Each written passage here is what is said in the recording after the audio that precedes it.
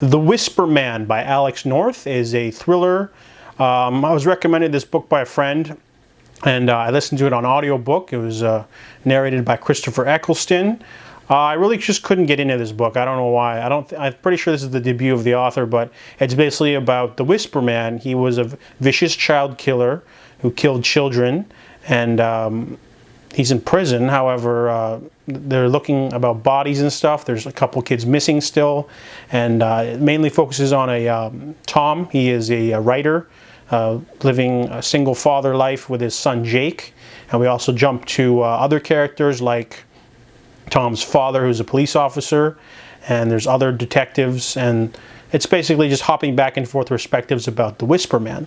So the Whisper Man book has a pretty interesting plot, but it really didn't pick up for me until almost like the last third of the book.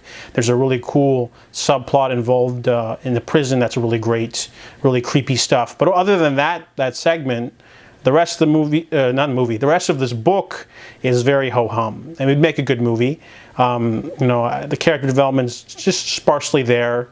It's got some moments, but it's just like an average thriller to me. I found myself losing a lot of focus. Maybe it's just because of the way they hop perspectives a lot, and the killer, the perpetrator isn't really like alluded to in any way. It's just sort of like that person, and you're like, oh, okay. So the Whisper Man, it has a lot of hype. I mean, I've heard a lot of good things about this thriller, but for me, it was just okay. They do try to introduce this other supernatural element with the kid, which is okay, but a lot of underbaked stuff, and the ending wasn't that amazing either. It was very standard. So I give The Whisper Man a 2 out of 5.